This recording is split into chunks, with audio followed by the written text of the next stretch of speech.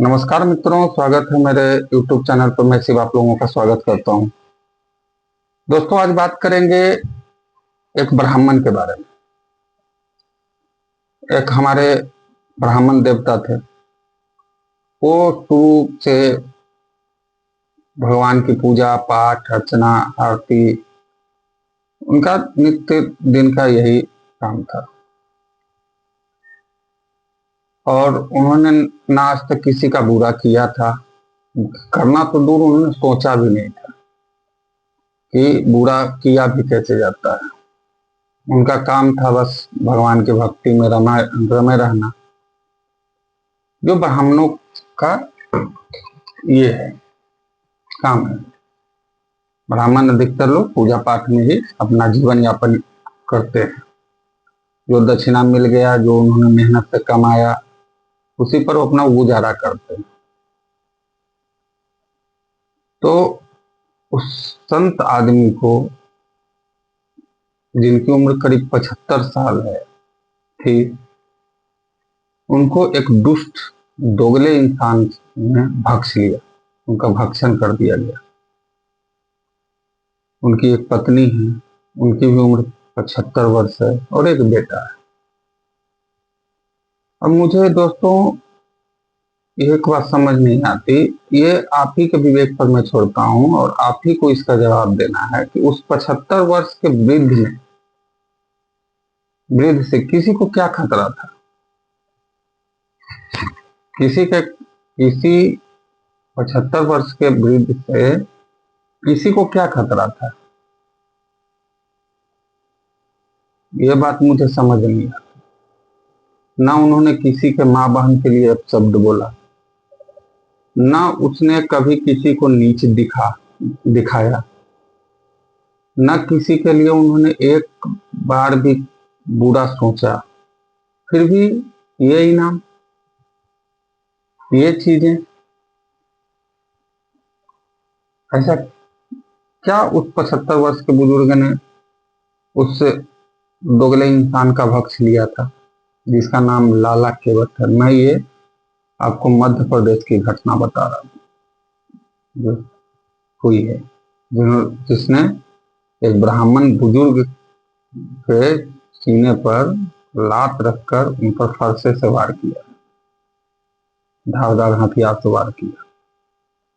पहले तो वो बेचारे हनुमान जी के मंदिर से आ रहे थे पूजा करके अपने मोपेड पे। उधर से वो आया जो दोगला इंसान है लाला केवट, उसने उनको उनके मोपेड पर ही वार किया पहला बार। वो बेचारे पहले बार में ही खत्म हो गया। 75 साल के बुजुर्ग की क्या ताकत होगी, क्या हैसियत होगी उनकी? अब 75 वर्ष के उम्र में आजकल लोग जिंदा नहीं रहते, वो तो बेचारे चल रहे थे। उन्होंने ऐसा क्या उस दोगले इंसान का बिगाड़ा था? उनको मौत के घाट उतार दिया, और वो भी बेरहमी से उनको मार दिया गया। अब जोड़ो उस वैसी दरिंदे का मतलब कितना बड़ा दरिंदा होगा वो, कि उस आदमी ने उस बुजुर्ग इंसान पे एक बार पहले और 8 बार बाद में, टोटली 9 बार वार की। उसकी मानसिकता क्या है, क्या होगी उस समय, आप समझ लो।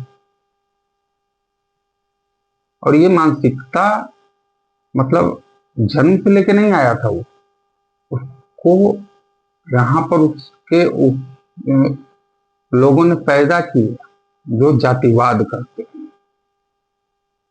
यहाँ के नेताओं ने पर उस चीज को उसने के मन में अंकुरित किया, बीज को उसने बोया, जातिवाद का बीज बोया, और उस पेड़ को उसने अंकुरित किया। ये चीजें जो है उनको ये समझना होगा कि ये चीजें धीरे धीरे विष का रूप ले रही हैं लोगों के अंदर। अब खुद सोचो उस इंसान के मन में क्या घृणा होगी उस ब्राह्मण के प्रति। अरे हम लोग किसी बुजुर्ग को देख लें किसी भी बुजुर्ग को, चाहे वो किसी भी जाति से हो, उसको अगर असहाय देख लें, हम लोग मदद उसका कर देते हैं। उसके मन में कितना जहर होगा ब्राह्मणों के प्रति, कितना जहर होगा कि उसने उस बुजुर्ग पर वार किया जो निसहाय था, जो अपनी सुरक्षा खुद नहीं कर सकता था, उस पर वार किया उसने। और हमारे स्वर्ण नेता, उनके मुंह से एक बोली नहीं निकल रही है, एक बोली नहीं, नहीं उसने गलत किया। हम उनके परिवार के साथ हैं, क्यों नहीं बोल रहे हैं? अरे धिक्कार है तुम लोगों की जिंदगी पे। वोट लेने घड़ी सिर्फ स्वर्ण याद आते हैं। आज यही चीज अगर किसी SC ST OBC के साथ हो जाती, भगवान न करे हो किसी के साथ, भगवान न करे किसी के साथ हो ये दिन, सबको जीने का अधिकार है इस दुनिया में, सबको अपना धर्म मानने का अधिकार है, सबको अपना पूजा पद्धति करने का अधिकार है, चाहे वो किसी भी जात धर्म पंथ समुदाय किसी भी कहीं का हो, सबको मानने का अधिकार है।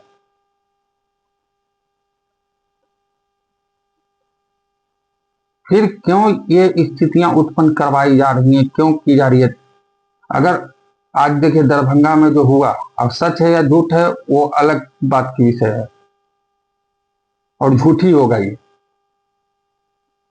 आप किसी ठेकेदार के यहाँ काम करवाइए, आपके यहाँ कोई ठेकेदार काम करे, आप बिना घर नापे हुए उसको पैसा दे देंगे? हिसाब उसका कैसे निकालेंगे आप कि उसने 1 फीट बनाया, एक मीटर बनाया, 1000 मीटर बनाया, 1000 फीट बनाया, 10 लाख फीट बनाया? आप कैसे बिना हिसाब किए उसको पैसा दे देंगे? बस यही मसला है। आज वहां पे जो हुआ, दरभंगा में जो हुआ था, उस पर देखिए कितने नेता बड़े बड़े निकल के आ गए, ये हो गया वो हो गया, दोहन हो गया, शोषण हो गया, क्या नहीं बोला इन्होंने। वहीं स्वर्ण समाज के नेता जुबान पे ताला लगा के बैठे, दम बैठ गए हैं, हमें तो कोई फर्क नहीं पड़ता। तो एक बात याद रखिए कि स्वर्णों को भी आप लोगों से कोई मतलब नहीं है। जब हर जगह अपनी लड़ाई हमको खुद ही लड़नी है, आप लोगों की जरूरत क्या है? लोगों को,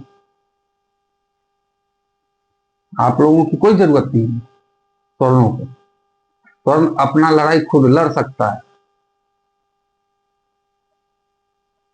उस बुजुर्ग की क्या गलती थी, मुझे सिर्फ ये जानना है, ये बताओ मुझे। उस 75 साल के बुजुर्ग की क्या गलती थी जिसको उतनी बेरहमी से मार दिया गया? नौजवान होता माना जा सकता था कि नहीं इसने कुछ अपशब्द बोले होंगे, लेकिन मारना, चाहे वो नौजवान हो, बुजुर्ग हो, औरत हो, बच्चा हो, मारना ये कहां तक सही है? किसी को मारने से शांति मिल जाती है क्या? वो ब्राह्मण है, वो स्वर्ण है, तो उसको मार दिया जाए, शांति हो जाएगी उससे? अरे एक से एक नीलचट्टे यहाँ पे हैं तो ऐसे ऐसे ऐसे मतलब बयान दे रहे हैं, ऐसे ऐसे बयान दे रहे हैं कि उससे मतलब जो मरा हुआ लोग है वो उठ के उससे बगावत करते, ऐसे ऐसे मतलब बयान देके इसको सुलगाया जा रहा है, फूक मारी जा रही है चिंगारी में।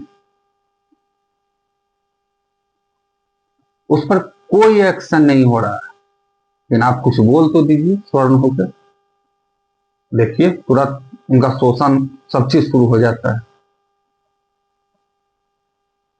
अरे कहाँ ले जाओगे भारत को? भारत अपनी गरिमा खोते जा रहा है।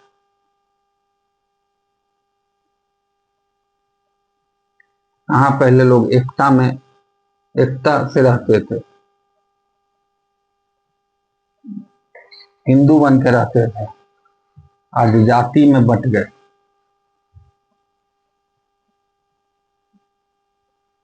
इसका जवाब कितना भी खोज लेगा ना, कोई नहीं मिलने वाला।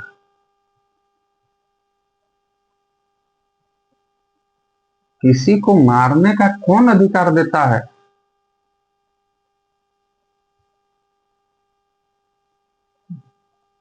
किसी को मारने का कोई अधिकार नहीं देता, चाहे वो कोई हो, गरीब हो, अमीर हो, राजा हो, रंक हो, प्रजा हो, कोई हो। उस दोगले इंसान के दिमाग में क्या चल रहा होगा, मैं वो सोचकर ये रहता हूँ, कंफ्यूज रहता हूँ। उस दोगले इंसान के दिमाग में चल क्या रहा होगा, उस लाला केवट के दिमाग में। अभी स्थिति वहां तनावपूर्ण है और नहीं चाहता कि माहौल वहां बिगड़े, इसलिए कि माहौल बिगड़ने से सबका नुकसान ही है। पर ये चीजें नहीं होनी चाहिए। मैं इसका कभी पक्ष नहीं लेता। जो भी मसले हैं उनको बात से सुलझाया जा सकता है। इसके लिए किसी का खून बहाना कहां तक जाएगा?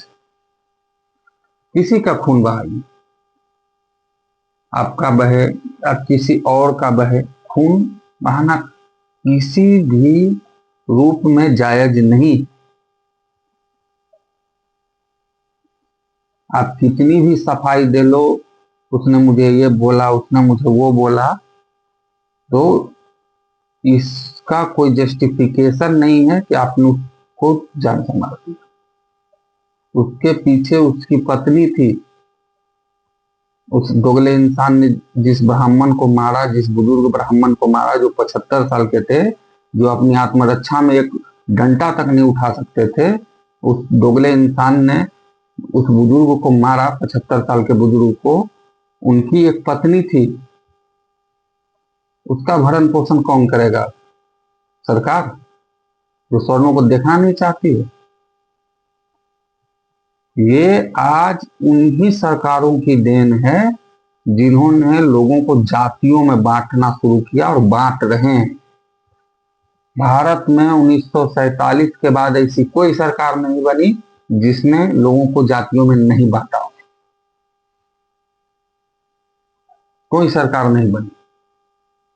सबने अपने हिसाब से सबको जाति में बांटा, जाति का जहर घोला इस समाज में, इस देश में। पर क्या करें? लोकतंत्र है, यही लोकतंत्र है। ये लोकतंत्र है जहां देश को जाति के नाम पे, कभी धर्म के नाम पे उकसाते रहिए, लड़ाते रहिए। कभी दंगा, कभी फसाद, कभी आगजनी, कभी खून, कभी खराबा, कभी बम ब्लास्ट, कभी कुछ होते रहे। कभी लोग एक दूसरे को जाति के नाम पे काटे हैं, कभी लोग एक दूसरे को हिंदू मुस्लिम के नाम पे काटे हैं।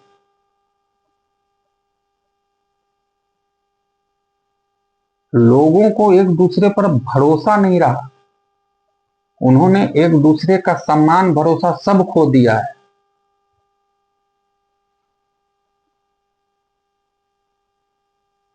और इसको कितनी पीढ़ियां मिट जाएंगी, खप जाएंगी, तब भी ये खत्म नहीं होगा। लोग यहाँ अपनी रोटियां सेकने के लिए उस चूल्हे पर जो है वो जातिवाद का आग भड़का रहे। सीधी सी बात। आप कह दो कि नहीं वो गलत है, वो गलत है, कोई गलत नहीं। आपको यहाँ बरगलाने वाला गलत है, जो आपको बरगला रहा है।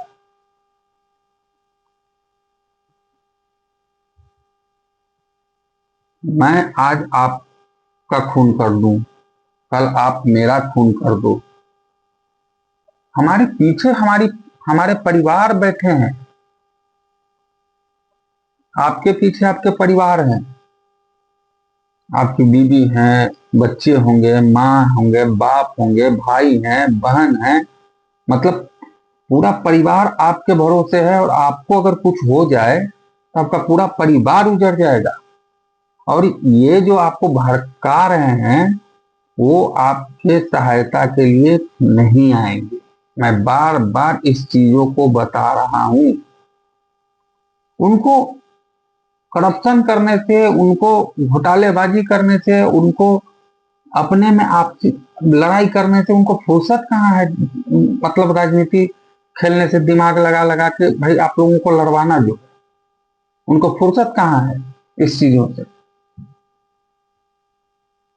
ऐसे ही नेता बनते हैं जिनके पास 2 करोड़ रुपया होता है, उनका आय दिखाते हैं संपत्ति मेरे पास है, और 5 साल में उनको 500 करोड़ संपत्ति हो जाता है। अरे एक मुखिया की मैं बात करता हूँ, मैं अपने मेरे गांव के एक मुखिया की बात करता हूँ। मेरे अपने गांव, जब उन्होंने मुखिया का चुनाव लड़ा था, उनके पास एक टाटा सूमो या ब्लेरो उस समय गाड़ी हुआ करती थी, और एक हीरो होंडा की मोटरसाइकिल थी। जब हमारे मुखिया जी जीते, उनके पास बुलेट आ गई। सोचिएगा, उनके पास बुलेट आ गई, उनके पास एक स्कॉर्पियो आ गया, उनके पास एक और 4 व्हीलर आ गई, और शायद 3-4 बीघा खेत भी आ गया। अब आप ये सोचो कि एक मुखिया 5 साल में, मुखिया का वेतन कितना होगा? 4,000, 5,000, 10,000। उससे ज्यादा तो हमको नहीं लगता कि होगा मुखिया का वेतन जो मासिक उनको मिलता है महीना। उस 10,000 के वेतन में एक बुलेट, एक स्कॉर्पियो, एक और 4 व्हीलर और 3-4 बीघा जमीन कहाँ से आ गया? आप खुद सोचो। अब हमारे मुखिया जी नहीं रहे वो, लेकिन आप सोचो ना कि 5 साल में उन्होंने कितनी तरक्की की। हम लोग भी सोचते थे कि भाई क्या कितनी इनकम है इन लोगों की। वो तो बाद में पता चला कि भाई जितनी भी टेंडरें निकलती हैं उसमें सब में कट रहता है उनका। अगर कट ना रहे तो टेंडर ही नहीं मिले उस ठेकेदार को। और लोग यहाँ पे अपना पॉकेट भरने के लिए आए हैं, ना कि आपका पेट भरने। आप भूखे बिलखते रहेंगे, आपको नहीं देखेगा। आपको अपने लिए पर डे रोजी रोटी कमाना ही पड़ेगा।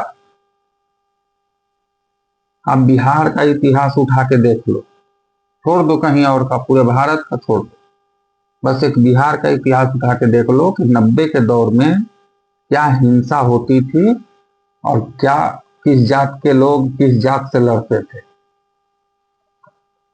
आज हर जगह मतलब यूजीसी की आग फैल रही है हर जगह, लेकिन बिहार अभी भी अछूता है। उतना ज्यादा यहाँ पर उपद्रव नहीं हो रहा है बिहार में। क्यों अछूता है? यहाँ पर लोगों को समझ में आ गया है। देखिए, बिहार गरीब राज्य है, माना जा सकता है, यहाँ के लोग गरीब हैं, यह भी माना जा सकता है, लेकिन यहाँ के लोग बुद्धिमत्ता में कहीं से कम नहीं, चाहे वो SC ST OBC स्वर्ण कोई भी। लोगों को इतना तो समझ में आ गया बिहार के लोगों को कि मुझे अपने परिवार को चलाने के लिए खुद कमाना होगा, और उसके लिए मुझे शिक्षा चाहिए। और शिक्षा जो है, तो इतना भी कोई आरक्षण कर दे दे, 100% आरक्षण दे दे, पर शिक्षा ग्रहण तो करनी ही होगी। A से लेके Z तक उनको सीखना होगा, क से लेके ग तक उनको सीखना होगा, तभी जाकर वो अपना नाम भी लिखेंगे। तो बिहार के लोगों ने ये समझा, बिहार के लोगों ने ये जाना।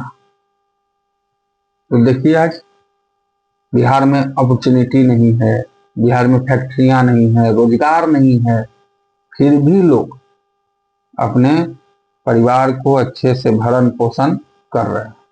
यहाँ जातिवाद की आग नहीं है, यहाँ हिंदू मुस्लिम की आग नहीं है। हाँ, कुछ छुट फुट लोग हैं बिहार में भी, देखिए भाई, ऐसा है ना कि पूरे भारत में हर राज्य में, हर कास्ट में कुछ ऐसे लोग होते हैं जो आग लगाने का काम करते हैं। हर हर कास्ट में ये चीजें हैं, पर लोग जो है वो समझदार है, उनको पता है कि क्या गलत है और क्या सही है। नहीं तो यहाँ पर भी ये यूजीसी का जो विवाद होता स्वर्ण और एससी एसटी ओबीसी के बीच में, वो होते रहता, चारी आग लगता यहाँ भी। पर यहाँ क्यों नहीं है? यहाँ पर भी जुलूस निकलता है, शोभा यात्रा निकलता है, रामनवमी जुलूस निकलता है। अभी महाशिवरात्रि गई, उसमें शंकर भगवान का जुलूस ये शोभा यात्रा निकला। मुस्लिम लोगों के पर्व में है, हमारे 5 घर के बाद ही मुस्लिम मोहल्ला शुरू होता है। आज तक कभी कोई डिस्टरबेंस नहीं, कभी कोई लड़ाई झगड़ा नहीं। हमारे जस्ट बगल में जो है एससी एसटी ओबीसी सारे लोग भरे हैं, स्वर्ण भी हैं, सब कोई भरा है। इधर मुस्लिम है, इधर एससी एसटी ओबीसी है, हमारे पीछे में स्वर्ण भी है। कभी आज तक इन लोगों के बीच, मैं आज 35 साल से यहाँ पर हूँ, मैंने कभी इन लोगों के बीच टकराव नहीं देखा, कभी नहीं। होली आती है, मुस्लिम के बच्चे भी आते हैं होली खेलने, एससी एसटी ओबीसी के भी बच्चे आते हैं और स्वर्ण भी आते हैं, और सब कोई मिल के खेलता है होली। कोई दीपावली, दुर्गा पूजा, छठ, सब कोई मिल के बनाता है। एससी ओबीसी में कि बेटी की शादी होती है, बेटे की शादी होती है, हम लोग खुद आमंत्रित होते हैं, जाते हैं,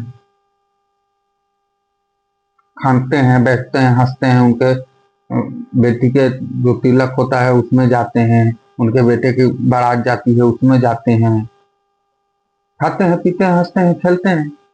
और बचपन से 35 साल की उम्र हो गई मेरी, और बचपन से उन लोगों के साथ ही खेलकर मैं बड़ा हुआ। मैं ये चीज आपको मैंने अपने पहले वीडियो में बताया था कि बचपन से मैं उन लोगों के साथ ही खेल के बड़ा हुआ। मुझे ना उन लोगों को मुझसे कभी कोई खतरा हुआ, और ना उन लोगों को, इसलिए कि वो लोग समझदार हैं। उन लोगों को पता है कि यह इंसान अच्छा है, ये उन लोगों जैसा नहीं है। और मुझे भी पता है कि ये अच्छे लोग, ये भी और लोगों की तरह नहीं, ये किसी बहकावे पर नहीं आते, या मैं किसी बहकावे पर नहीं आता। अगर जो स्थिति मध्य प्रदेश में उस बुजुर्ग के साथ हुई, हमारे ब्राह्मण जो बुजुर्ग थे उनके साथ हुई, ऐसे में तो पूरी दुनिया खत्म हो जाएगी। आज आपने ब्राह्मण को मारा, कल ब्राह्मण का बेटा आपको मार देगा, उस लाला केवट के बाल बच्चे को अगर होगा तो उसको मार देगा, फिर उसके बाल बच्चे उस और किसी ब्राह्मण को मारेंगे, फिर उस ब्राह्मण का बाल बच्चा किसी और एससी एसटी ओबीसी को मारेगा। तो ऐसे में तो पूरी दुनिया खत्म हो जाएगी। तो दोस्तों, मेरा हाथ जोड़ के आप लोगों से विनती है कि ये सब चीजें ना करें, भड़काऊ भाषण ना दे। सब कोई अपना अपना प्रदर्शन कर रहा है, सब कोई प्रदर्शन करे, किसी जात को लेकर प्रदर्शन आप लोग बयानबाजी ना करें, वही उचित होगा। मैं हर बार आप लोगों को समझा रहा हूं, और मुझे कोई ज्ञान देने का शौक नहीं है यहाँ पे, मैं ज्ञान देने नहीं आता है, लेकिन अपनी पीड़ा को मैं बताना चाह रहा हूं आप लोगों से कि देखिए क्या हो रहा है समाज में, किस कदर विघटन हो रहा है। अभी भी वक्त है, संभल जाइए। मेरा हाथ जोड़ के आप लोगों से निवेदन है कि आप लोग संभल जाइए। बाकी और आप लोग खुद समझदार हैं, इससे ज्यादा मैं कुछ बोल नहीं सकता, इससे ज्यादा मैं बोलने की स्थिति में भी नहीं।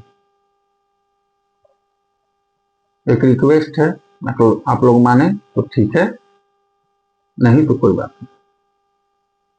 बाकी जिन भाइयों को हमारा वीडियो अच्छा लगता है वो लाइक करें, सब्सक्राइब करें, हमारे चैनल बेल आइकन को दबा दें, जिससे हमारी वीडियो आपको सबसे पहले पहुंचे। देखते हैं आप लोग वीडियो, लेकिन सब्सक्राइब नहीं कर रहे हैं, तो भाई को सब्सक्राइब करें। बाकी कल फिर मिलेंगे किसी नए टॉपिक पे। जय हिंद, जय भारत।